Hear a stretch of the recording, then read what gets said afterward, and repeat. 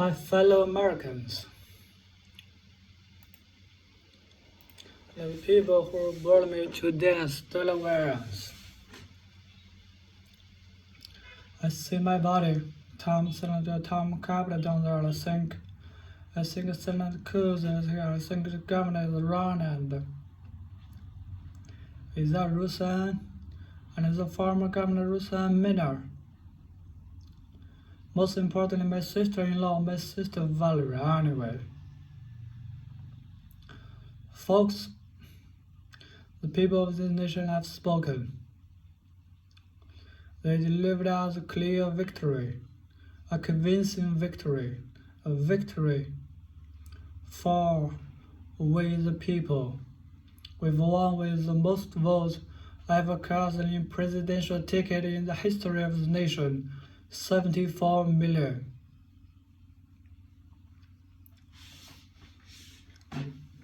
What I must admit has surprised me tonight. We're seeing all of this nation, all cities, all parts of the country, indeed across the world, and all perennial joy of hope, renewed faith tomorrow, bring a better day. And I am humbled by the trust and confidence you place me. I pledge to be a president who seeks not to divide, but unify. Who doesn't say red states and blue states, only say in the United States. And I work with all my heart, with the confidence of the whole people, to win the confidence of all of you. And for that is what American, I believe, is about. It's about people. And that's what our administration will be all about. I sought this office to restore the soul of America, to rebuild the backbone of this nation, the middle class, and make Americans respected around the world again. And to unite it here at home. It's the art of my lifetime, and so many millions of Americans have voted for that vision. And now, the work of making that vision real. It's the test of our time. Folks, and I said many times before, I'm Joe's husband. And I would not be here without her love, entirely support of Jill, and my son Hunter, and Ashley, my daughter, all of our grandchildren, and their spouses, and all our family. Got my heart. Joe's mama, military mama, an educator. She's dedicated her life to education. But teaching is just what she does, is who she is. For American educators, this is a great day for you all. You're gonna have one of your own in the White House. And Jill's gonna make a great first lady. I'm so proud of her.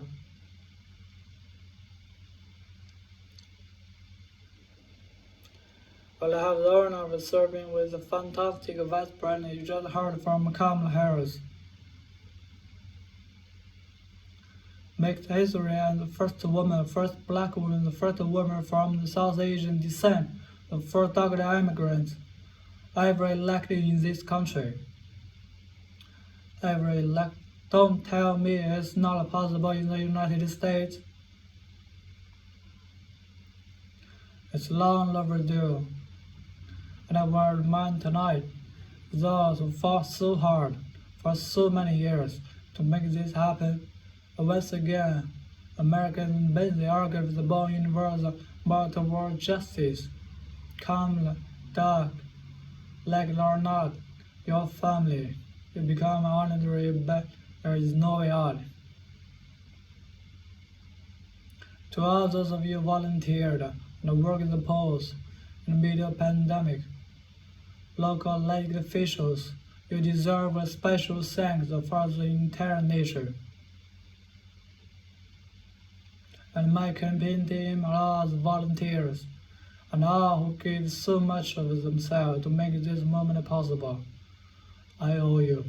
I owe you everything. And all those who supported us, I'm proud of the campaign we built and ran. I'm proud of the coalition we put together. The broadest and most diverse coalition in history. Democrats, Republicans, Independents, Progressive, Moderate, Conservatives, young, old, urban, suburban, rural, gay, straight, transgender, white, Latino, Asian, Native American, and men, especially those women, and especially those members of this campaign was then in the lowest state. The African American community stood up against for a minute. You'll always have my back, and I have yours. I said at the outside, I wanted to represent this campaign to represent a look like American. We've done that. Now that the administration look like and act like for all those of you who voted for President Trump, I understand the disappointment that I've lost a couple times myself, but now, let's give each other a chance. It's time to put away the harsh rhetoric, lower the temperature, see each other again, listen to each other again, and make progress. We have to stop treating our opponents as our enemies. They are not our enemies, they are Americans.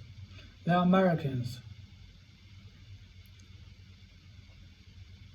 The Bible tells us, to everything there is a season, a time to build, time to reap, a time to sow, and a time to heal. This is a time to heal in America.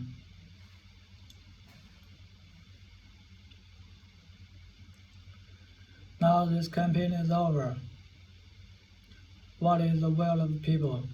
What is our mandate? I believe it is this.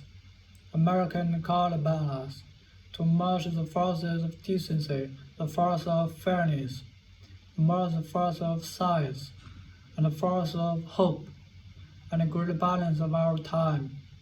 The battle to control the virus, the battle to build prosperity, the battle to secure your family health care, the battle to retrieve racial justice and root out systemic racism in this country. In the battle to save our planet by getting climate under control. The battle to restore decency, defend democracy, and give everybody in this country a fair shot. That's all they're asking for, a fair shot. Folks, our work began with getting COVID under control. We cannot repair the economy, restore our vitality, a relationship life most precious moments, hugging our grandchildren, our children's birthdays, weddings, graduations, all the moments that matter most until we get it under control. On Monday, I will name a group of leading science and experts and transition advice to help take the Biden-Harris color prelim converted in action blueprint and will start on January the 20th, 2021. That plan will be built on bedrock science. It will be constructed out of compassion, empathy, and concern. I will spare no effort now or any commitment to turn around this pandemic. Folks, I'm part of Democrat, but I will come as American president. I'm working hard for those who didn't vote for me and those who did. Let this criminal demonization in America begin to end here and now.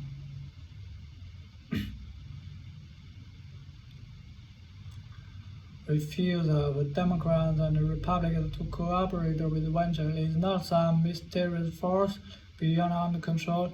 It's a decision, a choice we make. And if we can decide not to cooperate, then we can decide to cooperate. And I believe, and this is part of the mandate given us American people. They want us to cooperate in their interest, and that's the choice I will make. And I call Congress, Democrat and Republican alike, to make that choice with me. American story is about slow yet steadily widening the opportunity in America. And make no mistake, too many dreams and been deferred for too long.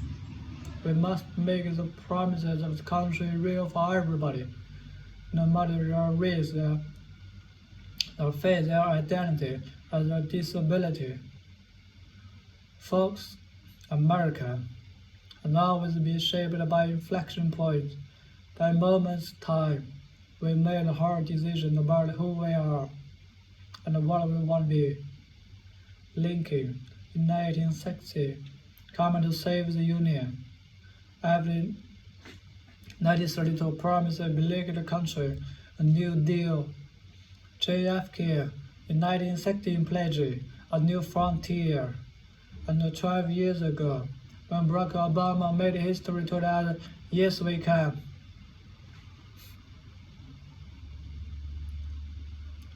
Folks, we stand at an inflection point. We have the opportunity to defeat despair, to build a nation prosperity and purpose. We can do what I know we can. I love talking about the battle for the soul of America. We must restore the soul of America. Our nation is shaped by the constant battle between our battle angels and our dastardly impulses. What the president say and in this battle matters. It's time for our battle angels to prevail. Tonight, the whole world is watching America, and I believe it's our best American beacon for the globe. We will not live not only by the example of our power, but by the power of our example. I've always believed, many heard me say, I've always believed we can define American in one word. Possibilities. That in America, everyone should be given the opportunity to go and follow their dreams, and God gives the ability will take them to say, I believe in the possibility of this country. Well, I was looking ahead. I headed to America and feel and more just, headed to America and create jobs with dignity and respect, had America that cures disease like cancer and Alzheimer's, had America that never leave anyone behind. I had America that never gives up, never gives in. This is a great nation. It's always been on bad to bad against America. We are good people. This is the United States of America. There's never been anything. Never been anything we've not been able to do when we're down together. Folks, in the last days of the campaign, I began thinking about him. It means a lot to me, my family, particularly my deceased symbol. It captures the faith and sustains me, which I believe sustains America. And I hope Apple can provide some confident solace. The 230 million Americans who lost their loved ones during this terrible virus this year. My heart goes out to each every one of you. Hopefully this gives you solace as well. It goes like this. He will raise you up on eagle's wings, bear you on the breast of dawn, and make you decide like a song, and hold you in the palm of his hand. Now together, on eagle's wings, we're going to embark on the work of the God of history called upon us to do, with full hearts and steady hands. With faith America in each other, love country, a search for justice. Let us be the nation that we know we can be, a nation united, a nation strengthened, a nation held. The United States of America, ladies and gentlemen, there is never been anything we tried might not being able to do. So remember, when my quarterback Gordon Piper said when I walked out at home when I was a kid, Gordon said joy, keep the faith. And my grandma used to share the lives of no joy, spread it. Spread the faith. God love you all. May God bless America and may God protect our church. Thank you, thank you, thank you.